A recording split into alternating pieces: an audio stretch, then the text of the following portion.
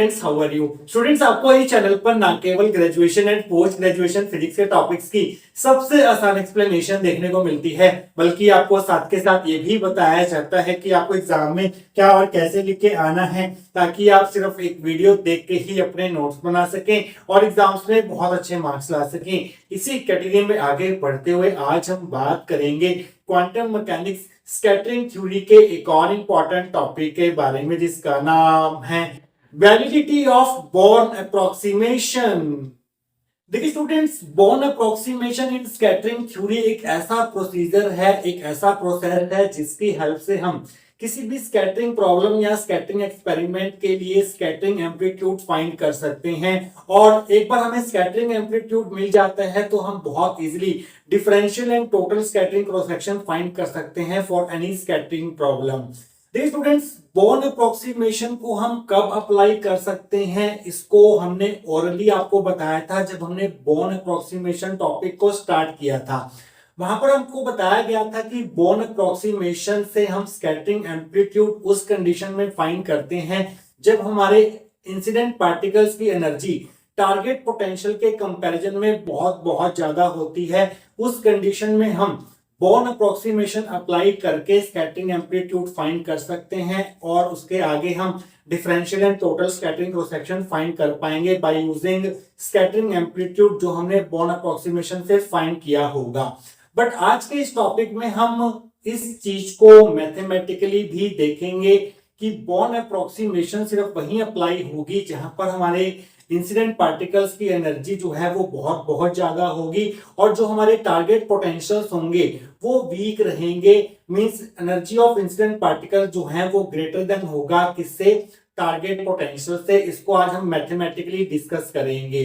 तो students, born approximation की validity की एक नेसेसरी कंडीशन भी है और एक सफिशिएंट कंडीशन भी है। दोनों कंडीशंस को हम वन बाय वन स्टडी करेंगे और सबसे लास्ट में हमें जो रिजल्ट देखने को मिलेगा उस रिजल्ट से आप क्लियरली देख पाएंगे कि बोर्न अप्रोक्सीमेशन जो है उसी कंडीशन में वैलिड होगी। बोर्न अप्रोक्सीमेशन को आप उसी स्कैटरिंग एक्सपेरिमेंट के लिए अप्लाई कर पाएंगे जब आपके इंसिडेंट पार्टिकल्स की एनर्जी टारगेट पोटेंशियल के कंपैरिजन में बहुत बहुत ज्यादा होगी। तो students, validity of Born approximation को डिस्कस करने के लिए आपको बोर्न अप्रोक्सीमेशन की पूरी डिटेल में जानकारी होनी चाहिए, जिसको हमने इस लेक्चर में पूरी डिटेल में डिस्कस किया था। अगर आपने ये लेक्चर देखा हुआ है तब आपको आज का टॉपिक जो है बहुत इजीली समझ आ जाएगा। बट अगर आपने ये लेक्चर नहीं भी देखा हुआ तो आज हम थोड़ा सा इसको रिकॉल करके चलेंगे, क्योंकि बोर्न अप्रोक्सीमेशन को समझे बिना आप बोर्न अप्रोक्सीमेशन की वैलिडिटी को अच्छे से समझ नहीं पाएंगे। तो स्टूडेंट्स, स्टार्ट आपको कहां से करना है। जो बोर्न अप्रोक्सीमेशन से हमें स्कैटरिंग एम्पलीट्यूड का फॉर्मूला मिलता है एफ थीटा, वो होता है हमारे पास -m/2π² इंटीग्रेशन e की power iota mod of k vector minus k prime vector dot r prime vector v r prime vector d cube r prime vector, जहां पर k वेक्टर जो है वो इंसिडेंट पार्टिकल का वेव वेक्टर है और k prime vector जो है वो स्कैटर्ड पार्टिकल का वेव वेक्टर है। तो ये बोर्न अप्रोक्सीमेशन से फाइंड किया हुआ स्कैटरिंग एम्पलीट्यूड है। तो स्टूडेंट्स, ये एक्सप्रेशन हम कैसे पहुंचे थे इस एक्सप्रेशन तक, उसके लिए हमें बोर्न अप्रोक्सीमेशन का सहारा लेना पड़ा था। और बोर्न अप्रोक्सीमेशन की शुरुआत हमने कहां से की थी, लिपमैन-श्विंजर इक्वेशन से की थी। लिपमैन-श्विंजर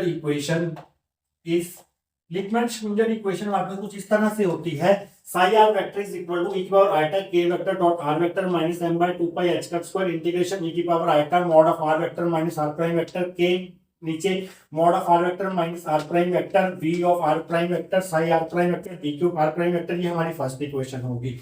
लिपमैन-श्विंजर इक्वेशन से हमें एक्चुअली स्कैटरिंग एक्सपेरिमेंट का टोटल वेव फंक्शन मिल रहा था। psi r वेक्टर क्या है हमारे पास, total wave function of the scattering problem, और ये किसके बराबर होगा, ये बराबर होगा wave function of incident particle and wave function of scattered particle के।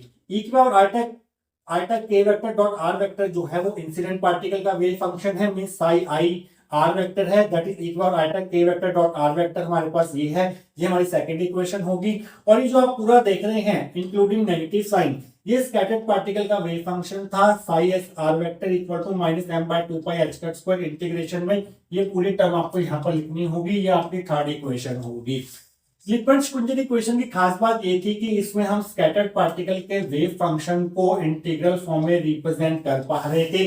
तो इस फर्स्ट इक्वेशन को हम ऐसे लिख सकते हैं psi r vector is equal to psi i r vector plus psi S R vector, means total wave function of the scattering problem is equal to the wave function of incident particle plus wave function of scattered particle, जहां पर Sai r vector हमारे पास ये होगा और Sai S vector हमारे पास ये होगा।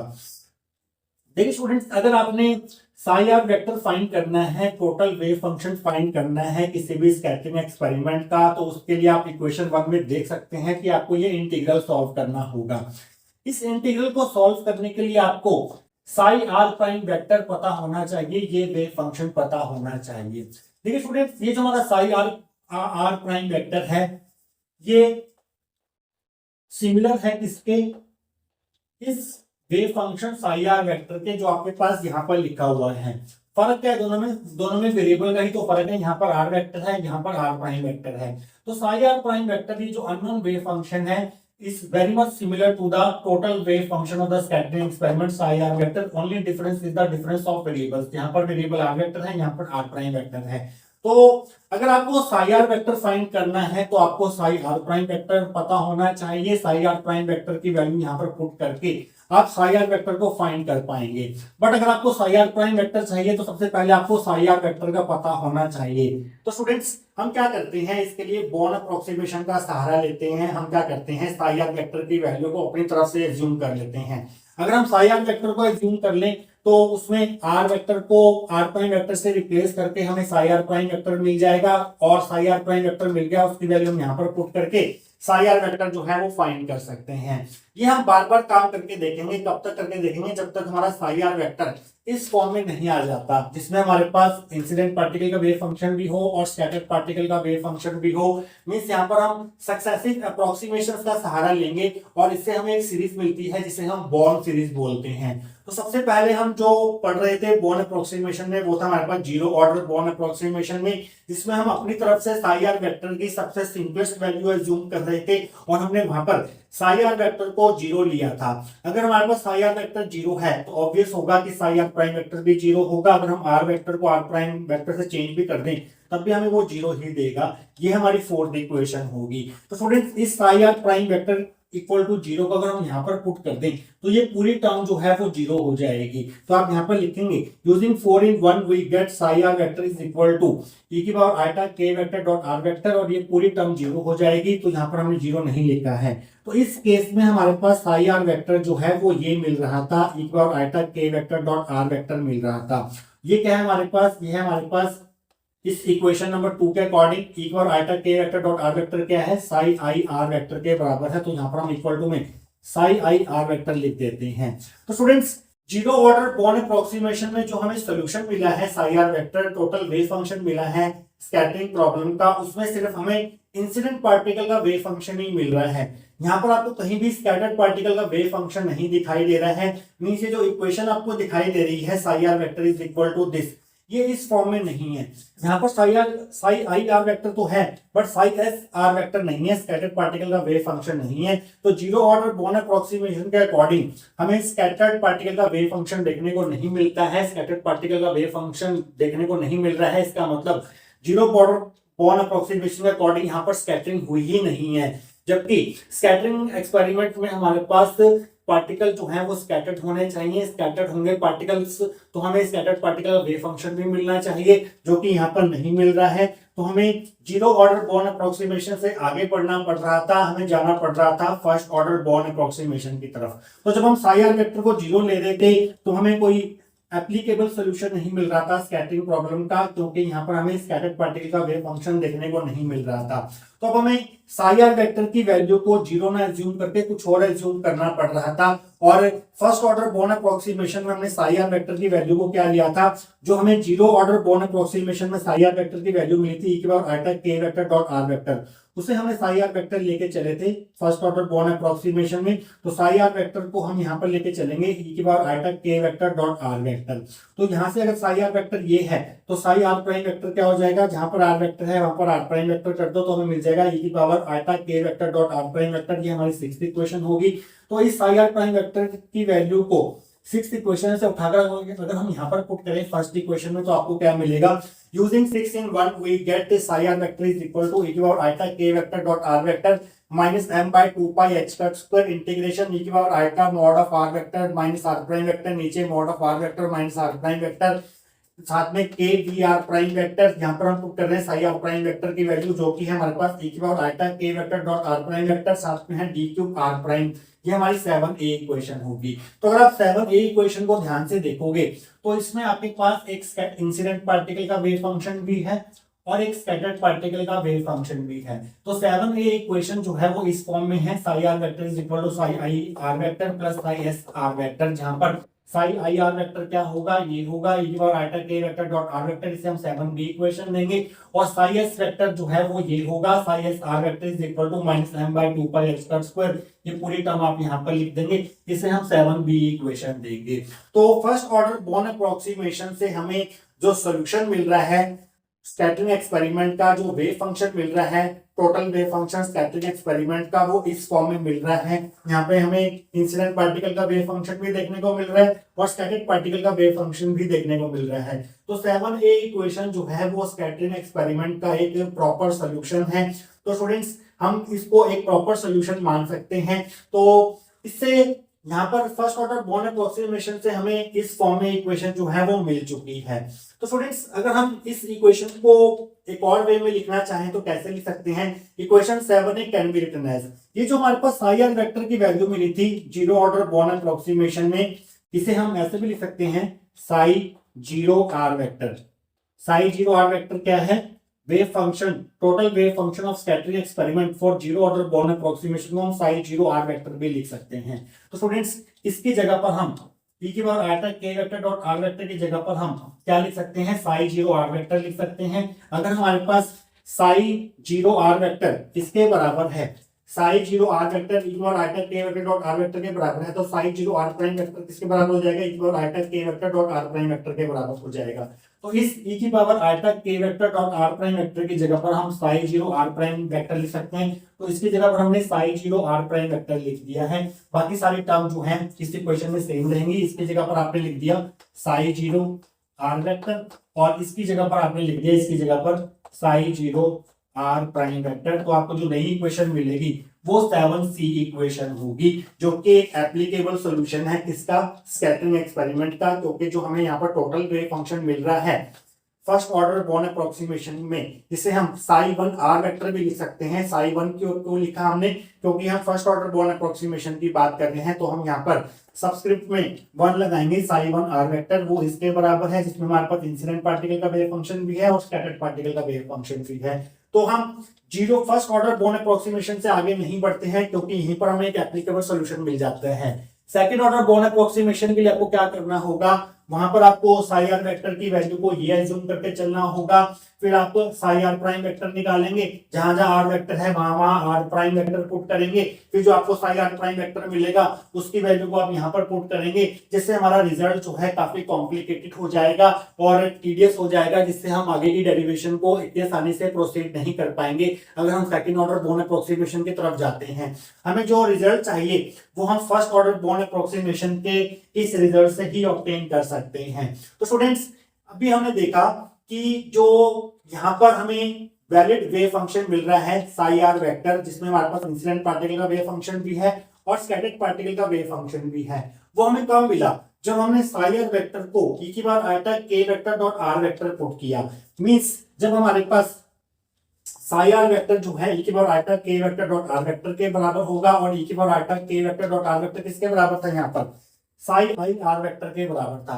Means जब हमारे पास total wave function scattering experiment का सिमिलर होगा इंसिडेंट पार्टिकल के वेव फंक्शन के, तब जाकर हमें स्कैटरिंग एक्सपेरिमेंट का एक वैलिड सॉल्यूशन मिलेगा, तभी हम बोर्न अप्रोक्सीमेशन से टोटल वेव फंक्शन फाइंड कर पाएंगे और टोटल वेव फंक्शन मिलेगा तभी हम यहाँ पर स्कैटरिंग एम्पलीट्यूड तक पहुंच पाएंगे। तो जो हमारी एक कंडीशन है वैलिडिटी ऑफ बोर्न अप्रोक्सीमेशन की वो हमें मिल चुकी है, और वो कंडीशन क्या है कि हमारा जो टोटल वेव फंक्शन है स्कैटरिंग एक्सपेरिमेंट का वो किसके बराबर होना चाहिए, e की power iota k vector dot r vector के बराबर होना चाहिए। मींस इंसिडेंट पार्टिकल के वेव फंक्शन के बराबर होना चाहिए। ये हमारा बेसिक इंफॉर्मेशन है किसकी, वैलिडिटी ऑफ बोर्न अप्रोक्सीमेशन की। वैलिडिटी ऑफ बोर्न अप्रोक्सीमेशन की शुरुआत यहीं से होगी कि अगर आपको बोर्न अप्रोक्सीमेशन अप्लाई करके स्कैटरिंग एम्पलीट्यूड तक पहुंचना है तो आपका जो टोटल वेव फंक्शन है स्कैटरिंग एक्सपेरिमेंट का वो इंसिडेंट पार्टिकल के वेव फंक्शन के बराबर होना चाहिए। ये तो एक कंडीशन है। इसके आगे की और भी कंडीशंस हैं बोर्न अप्रोक्सीमेशन की वैलिडिटी की, वो भी हम डिस्कस करेंगे आने वाले सेक्शंस में। फिलहाल के लिए आप इतना ध्यान रख लीजिए कि वैलिडिटी ऑफ बोर्न अप्रोक्सीमेशन की शुरुआत जो है वो यहाँ से होती है। आप चाहें तो एग्जाम में ये सब कुछ लिख के आ सकते हैं, नहीं तो जो वैलिडिटी ऑफ बोर्न अप्रोक्सीमेशन की थ्योरी में आपने क्या लिखना है वो हम देखेंगे नेक्स्ट सेक्शन के अंदर। आप चाहें तो वहां से भी इसकी शुरुआत करके आ सकते हैं। तो स्टूडेंट्स लास्ट सेक्शन में हमने देखा था कि अगर फर्स्ट ऑर्डर बोर्न अप्रोक्सीमेशन को वैलिड होना है तो उसके लिए क्या होना होगा, जो टोटल वेव फंक्शन है स्कैटरिंग एक्सपेरिमेंट का उसे वेरी मच सिमिलर होना होगा किसके, इंसिडेंट पार्टिकल के वेव फंक्शन के, जो कि हमारे पास e की पावर i तक k vector dot r vector. तभी आप एक वैलिड सॉल्यूशन, एक valid wave function phi r vector जो है वो फाइंड कर पाएंगे किसी भी स्कैटरिंग प्रॉब्लम का। तो आप हेडिंग ना लीजिए वैलिडिटी ऑफ बोर्न अप्रोक्सीमेशन। देखिए स्टूडेंट्स ये क्वेश्चन जो है आपको ऐसे ही पूछा जा सकता है, discuss validity of Born approximation या फिर discuss validity of first order Born approximation. दोनों का मतलब एक ही है। फर्स्ट ऑर्डर बोर्न अप्रोक्सीमेशन लिखा है आपको एग्जाम में या सिंपली बोर्न अप्रोक्सीमेशन लिखा है, दोनों का मतलब एक ही है, क्योंकि फर्स्ट ऑर्डर बोर्न अप्रोक्सीमेशन से ही हमें एक valid wave function psi r vector देखने को मिलता है। तो हम यहाँ पर लिख रहे हैं heading validity of Born approximation. आप चाहें तो इसे validity of first order Born approximation भी लिख सकते हैं। तो पहले हम फाइंड करेंगे necessary condition for the validity of Born approximation. तो Born approximation is valid whenever total wave function psi r vector of the scattering problem is very much similar to the wave function psi r vector for the incident particle। तो Born approximation तभी valid होगी जब हमारा total wave function psi r vector जो है वो similar होगा किसके, इंसिडेंट पार्टिकल के वेव फंक्शन के, mean psi i r vector के, जो कि हमारे पास इक्वल टू द e की पावर i तक k vector dot r vector. ये हमारी 8th इक्वेशन होगी, क्योंकि हमारे पास psi r वेक्टर जो है वो psi i r vector plus psi s r vector के बराबर होता है किसी भी स्कैटरिंग एक्सपेरिमेंट के लिए। ये हमारी 9th इक्वेशन होगी। तो स्टूडेंट्स अगर हमारे पास psi r vector psi i r vector के अप्रोक्सीमेटली इक्वल टू है, अगर psi r वेक्टर और ये आपस में ऑलमोस्ट बराबर है, मान लीजिए ये 10 है और ये 9.8 है, तो ये कितना रह जाएगा हमारे पास, ये रह जाएगा सिर्फ 0.2।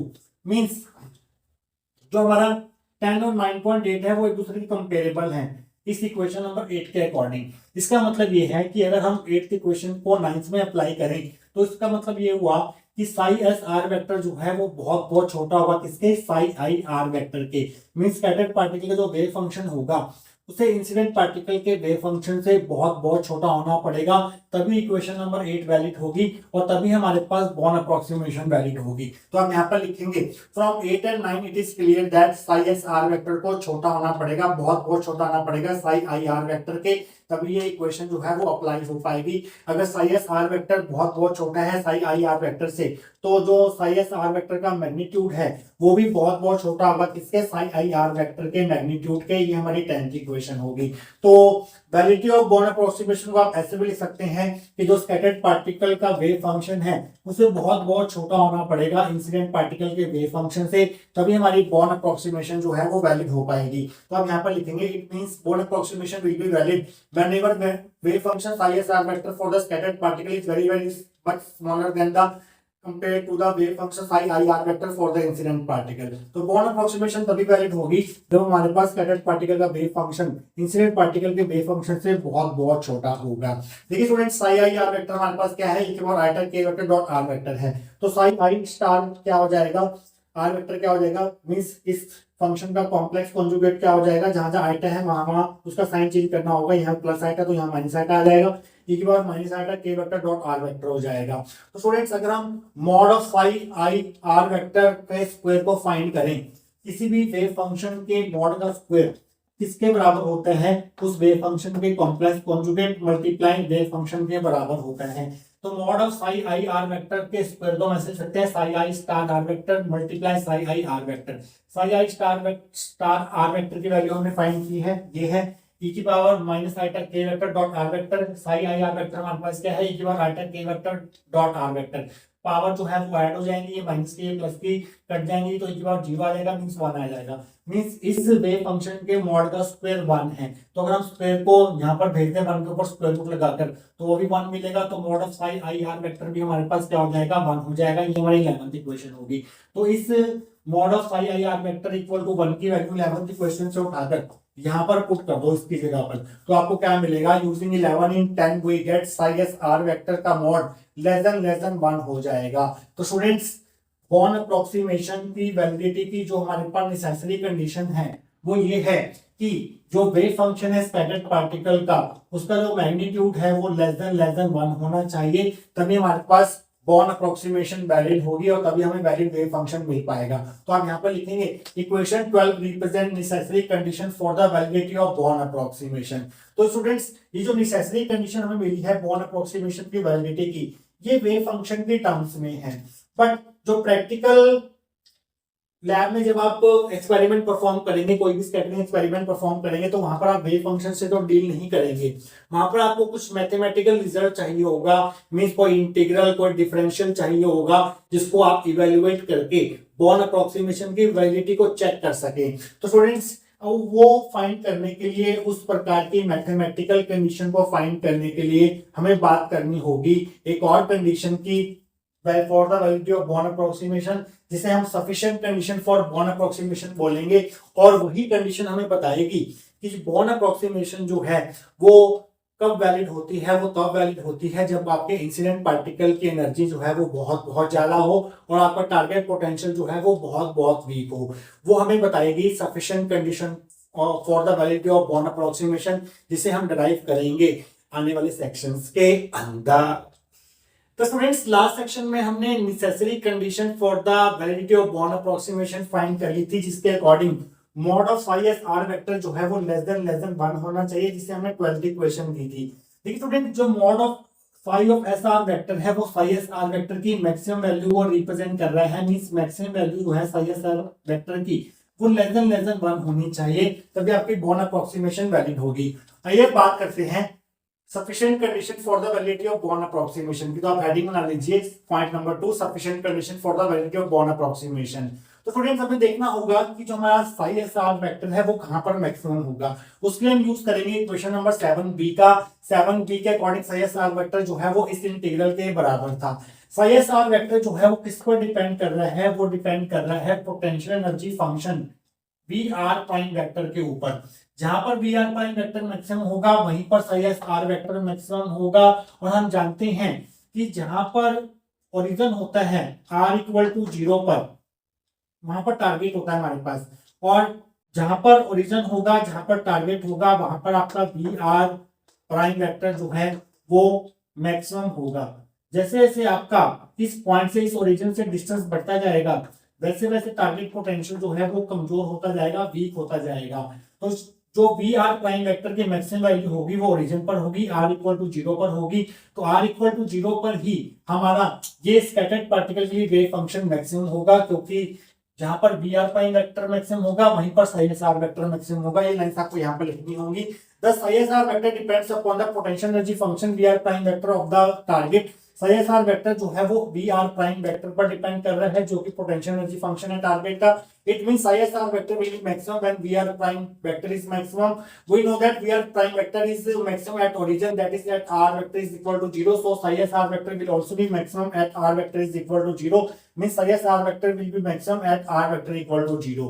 क्योंकि हमारा जो V r prime vector है वो r equal to 0 पर मैक्सिमम होता है, तो हमारा r इक्वल टू 0 पर ही साई एस आर वेक्टर जो है वो मैक्सिमम होगा। तो साई एस आर वेक्टर की मैक्सिमम वैल्यू आपको कहां पर मिलेगी, वो r वेक्टर इक्वल टू 0 पर मिलेगी। तो जो आपका मैक्सिमम वैल्यू है साई एस आर वेक्टर की वो क्या है, वो है mod of psi S R.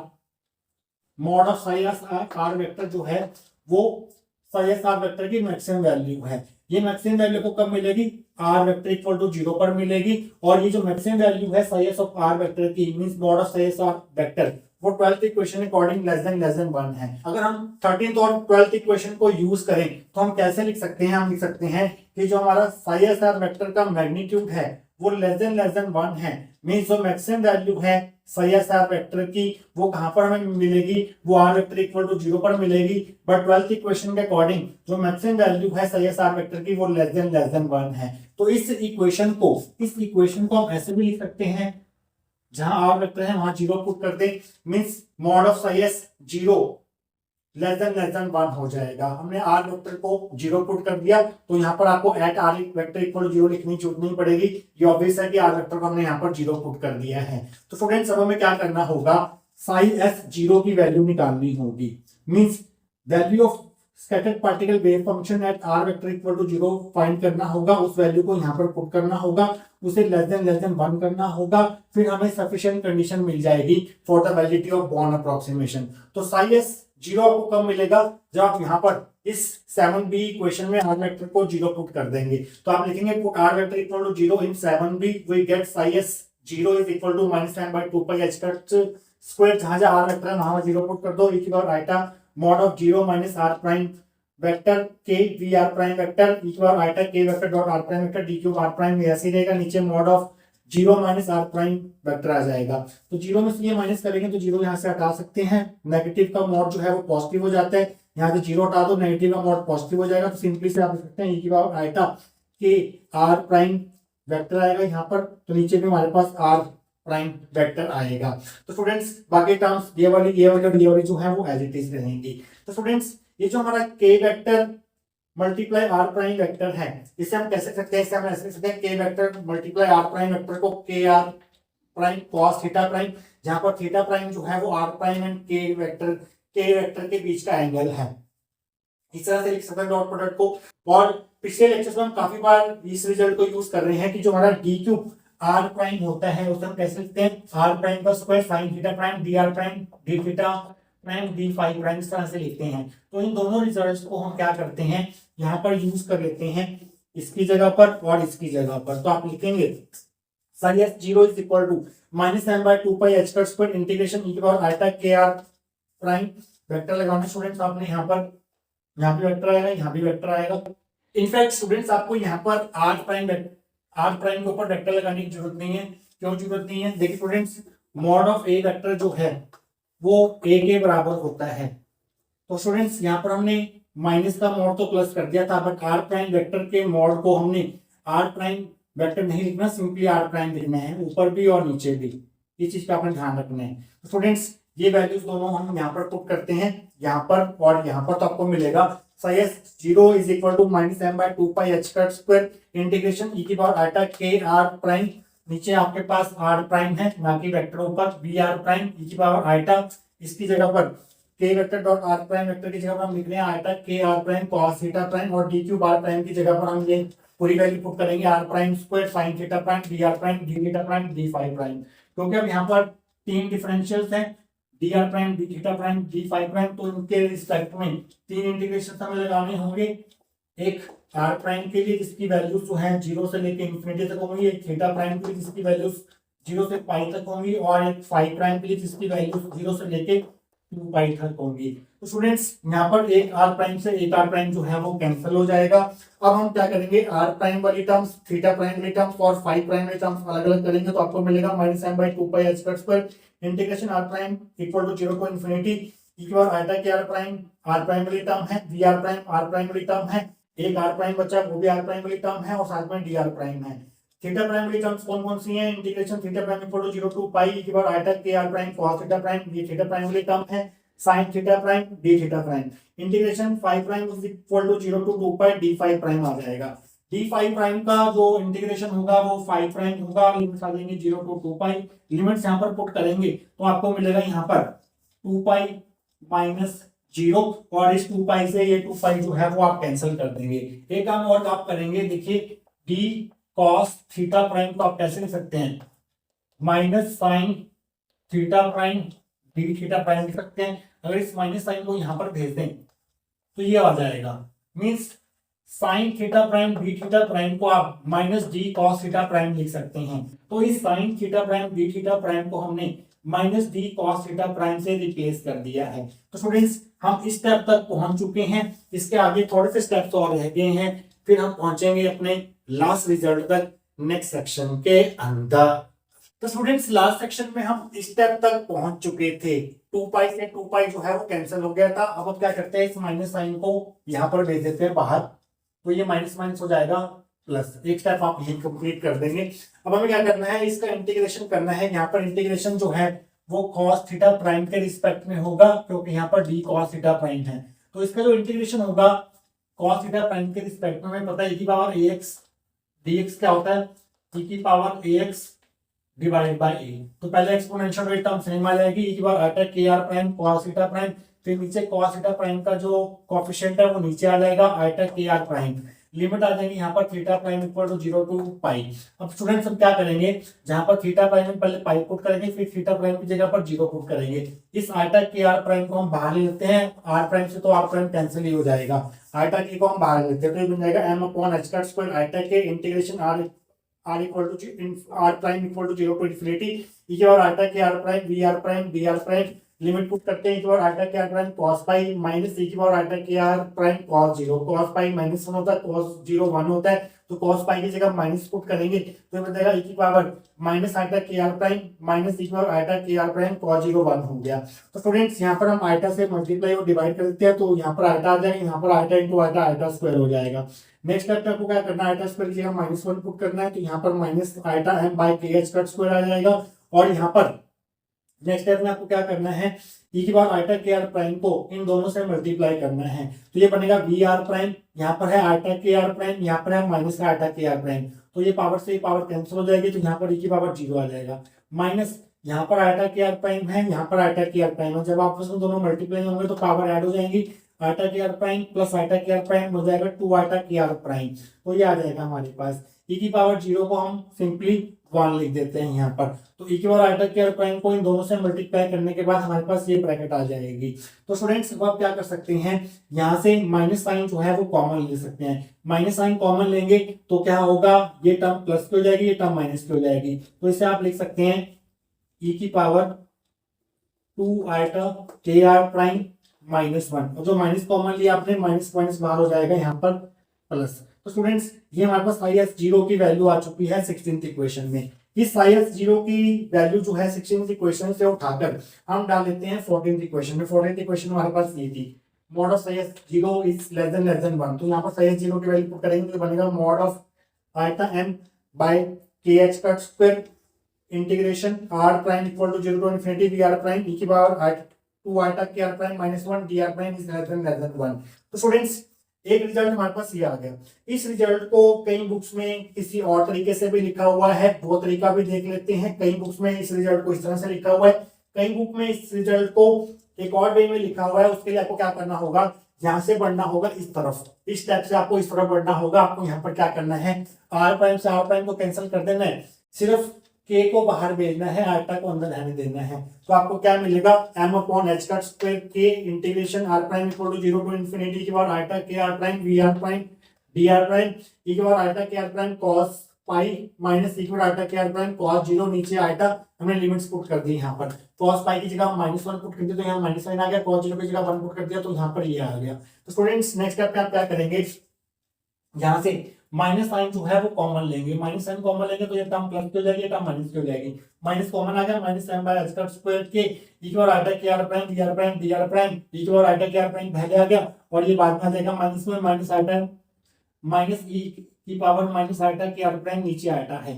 अब हम क्या करेंगे, यहाँ पर 2 से मल्टीप्लाई और 2 से डिवाइड और 2 से मल्टीप्लाई कर देंगे, यहाँ पर कोई फर्क नहीं पड़ेगा। और यहाँ पर आप आइडेंटिटी यूज करेंगे कौन सी, ये वाली, e की पावर आटा थीटा माइनस e की पावर माइनस आटा थीटा बाय 2 आटा को लिख सकते हैं साइन थीटा, तो ये बन जाएगा हमारे पास थीटा यहाँ पर के आर प्राइम है, तो इसे हम इस पूरी टर्म को मैच कर सकते हैं साइन के आर प्राइम। तो फाइनल रिजल्ट जो आपको मिलेगा IS0 का वो मिलेगा माइनस 2m बाय h का स्क्वायर के integration r prime equal to 0 to infinity e की power iota K R prime, इसकी जगह पर आ गया साइन की आर प्राइम, यहाँ पर डी आर प्राइम है, यहाँ पर डी आर प्राइम है, ये 17th इक्वेशन होगी। अगर हम इस 17th इक्वेशन से IS0 की वैल्यू 14th इक्वेशन में डालें तो आपको क्या मिलेगा, using 17 and 14 we get mod of minus 2m by h square के integration r equal to 0 to infinity, ये पूरी टर्म पुट करेंगे, लेस देन 1 आ जाएगा। तो फ्रेंड्स यहाँ तक हम पहुंच चुके हैं, इसके बाद हमें कंक्लूजन लिखना है, तब हमारा टॉपिक खत्म होगा, और वो कंक्लूजन की बात हम करेंगे last section of this topic के अंदर। तो स्टूडेंट्स लास्ट सेक्शन में हम इन दो रिजल्ट तक पहुंच चुके थे। इन दो रिजल्ट्स को सिंप्लीफाइड फॉर्म में ऐसे लिख सकते हैं, आइटा m बाई के एच का स्क्वायर को मॉड में से बाहर लेते हैं। आइटा का जो मैग्नीट्यूड होता है वो 1 होता है, तो आइटा का मैग्नीट्यूड तो 1 हो जाएगा। m बाई के एच का स्क्वायर को मॉड में से बाहर लाएंगे तो वो रियल टर्म्स हैं, उन पर कोई फर्क नहीं पड़ेगा। हम रहते हैं हमारे पास mod of B R prime vector equal 2 iota के R prime minus 1 D R prime less than 1।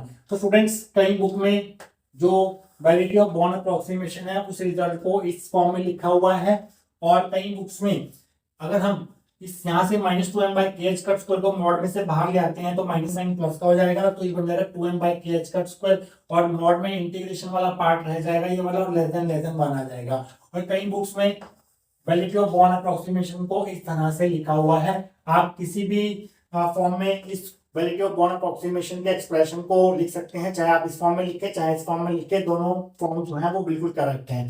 दोनों फॉर्म से एक बात हमें क्लियर हो रही है कि बॉर्न अप्रोक्सीमेशन कब वैलिड होगी, जब ये टर्म जो है वो लेस देन 1 होगी। अब ये लेस देन 1 कब होगी, जब हमारा k जो है k डिनोमिनेटर में है, जब k बहुत बड़ा होगा तभी ये पूरी टर्म जो है वो लेस देन 1 होगी। एक तो पहला तरीका ये है कि k को बहुत ज्यादा होना पड़ेगा, और दूसरा तरीका क्या है कि अगर इस टर्म को लेस देन 1 करना है तो आपका वी आर प्राइम जो है वो कम से कम होना चाहिए, तभी ये लेस देन 1 हो पाएगा। Means V are prime should be smaller, very small. तो स्टूडेंट्स के हमारे पास क्या होता है, के होता है square root of 2m by H का स्क्वायर। के कब बड़ा होगा, जब हमारा एनर्जी ऑफ इंसिडेंट पार्टिकल बड़ा होगा। मींस ये बॉर्न अप्रोक्सीमेशन कब वैलिड होगी, जब हमारे पास इंसिडेंट पार्टिकल्स की एनर्जी बहुत ज्यादा होगी और target potential V are prime जो है वो बहुत छोटा होगा।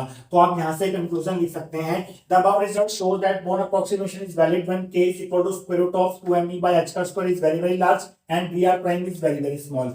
ये रिजल्ट जो है तभी वैलिड होगा, ये तभी लेस देन 1 होगा जब हमारे पास k की वैल्यू बहुत ज्यादा हो और वी आर प्राइम की वैल्यू बहुत कम हो। k की वैल्यू का बहुत ज्यादा होने का मतलब ये है कि e की वैल्यू का बहुत ज्यादा होना, मींस टारगेट इंसिडेंट पार्टिकल्स की एनर्जी का बहुत ज्यादा होना।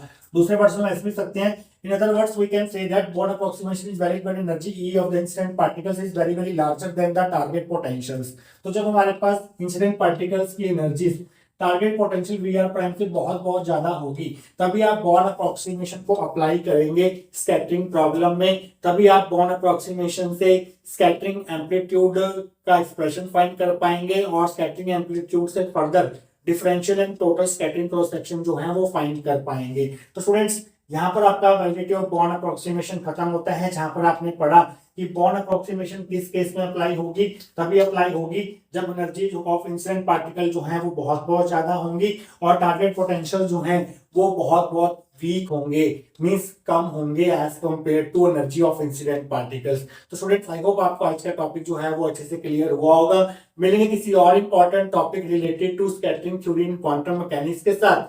Till then take care. It sound right, boys.